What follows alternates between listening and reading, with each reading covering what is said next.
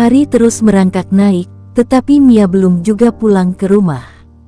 Sementara, waktu sudah menjelang maghrib. Leo dengan kesusahan harus mengurus Rafa sendirian. Meski sering membantu Mia untuk menjaga Rafa, tetap saja mengurus anak usia 1 tahun, ternyata sangat sulit bagi Leo. Untung saja anak itu tidak rewel. Ba'da Isya terdengar seseorang mengetuk pintu rumahnya, diiringi suara seorang lelaki paruh baya yang memanggil. Tok tok tok, Mas Leo, Mas. Bergegas Leo membukakan pintu, sambil menggendong Rafa anaknya. Ternyata tetangganya itu mengajaknya untuk menghadiri acara di rumah Pak Santoso, yang katanya akan dimulai sebentar lagi. Leo merasa kebingungan, karena tidak ada yang menjaga Rafa. Bawa saja, gak apa-apa kok. Di sana juga anak kecil banyak yang pada ikut. Lagian itu istrimu kemana? Ujar tetangganya ditambahin pertanyaan. Itu, Mia lagi ada sedikit keperluan Pak. Ya sudah kalau begitu saya siap-siap dulu, Bapak silahkan duluan saja. Nanti saya akan datang menyusul. Namun tetangganya itu memutuskan untuk menunggu Leo saja.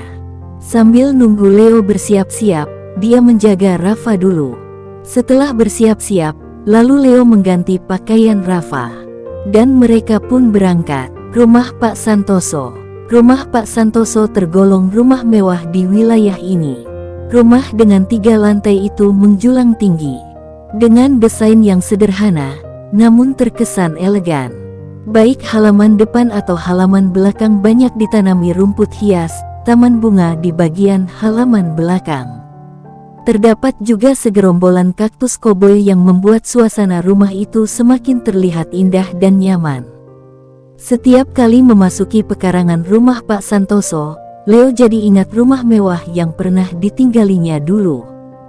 Semua itu, sekarang hanya tinggal kenangan. Leo menghembuskan napas pelan. Mereka memasuki sebuah aula yang berada di area belakang rumah, yang memang sengaja Pak Santoso buat untuk mengadakan acara-acara tertentu, misalnya syukuran. Halo Dede Manis, ikut juga rupanya. Leo terkejut mendengar seseorang yang menyapa anaknya. Rafa memang digendong dengan posisi memeluk bahu Leo, menghadap ke belakang. "Ma," pekik Rafa dengan suara ceria. Leo membalikkan tubuh, dia mengenal suara itu. Hatinya berdebar keras, bukan karena jatuh cinta, tetapi lebih merasa tak enak hati. Apalagi saat tatapannya bertemu dengan wanita yang menyapa anaknya itu. Wanita berjilbab salem itu tersenyum ke arahnya, lalu merentangkan tangan hendak mengambil Rafa.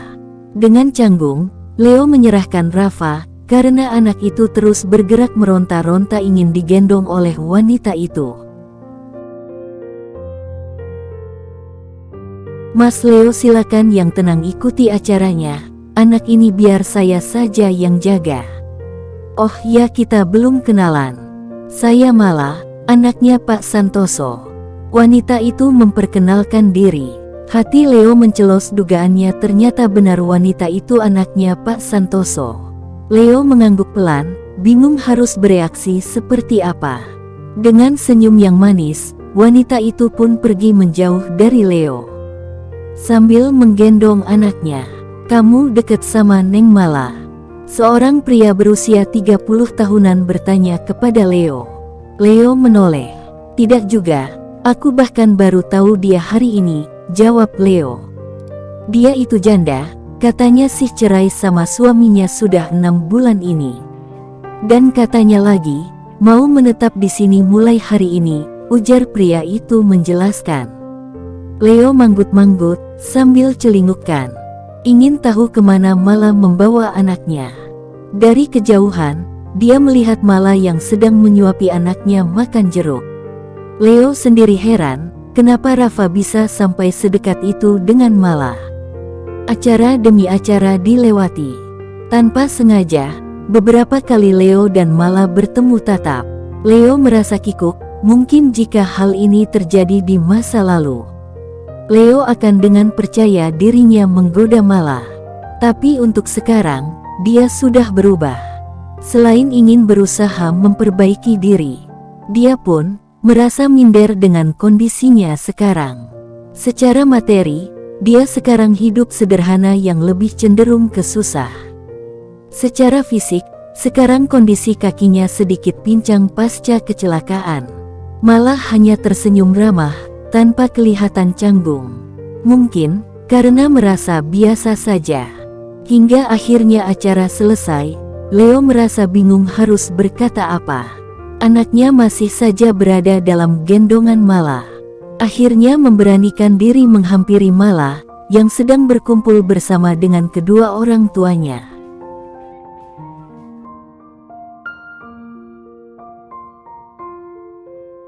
"Pak, Bu, saya mau pamit dulu," Leo berkata dengan sopan, matanya melirik ke arah Mala. Maksudnya sih bukan genit, tetapi melirik Rafa yang ada di pangkuannya. "Oh, udah mau pulang?" Iya, kasihan juga ini anaknya udah kemalaman," Pak Santoso yang menjawab. Tetapi Leo bisa melihat raut wajah Mala yang berubah, sepertinya enggan untuk menurunkan anaknya. Ada apa dengan wanita itu? Pikir Leo. Mala, ini Mas Leonya mau pulang. Ayo Rafa kasih ke ayahnya. Itu adalah suara ibu dari Mala. Dengan enggan, Mala pun menyerahkan Rafa. "Terima kasih Mbak udah jagain anak saya.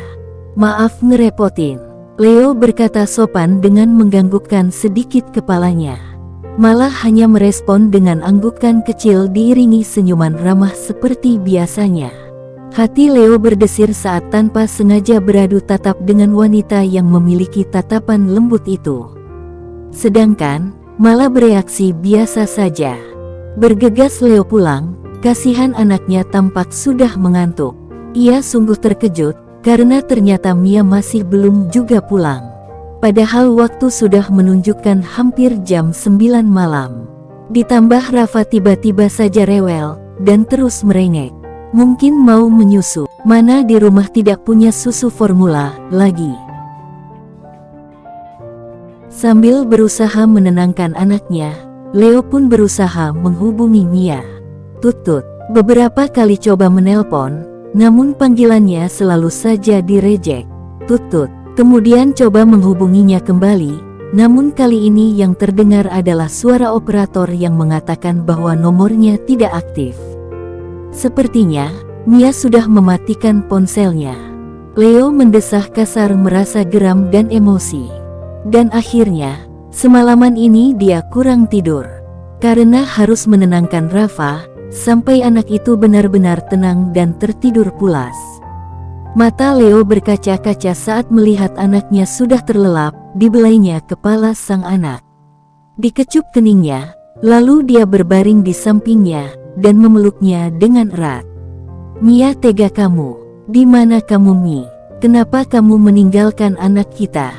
Hanya bisa bergumam kecil dan sangat pelan, karena tak mau mengganggu anaknya. Hatinya begitu dilanda kekecewaan yang luar biasa akan sikap istrinya itu.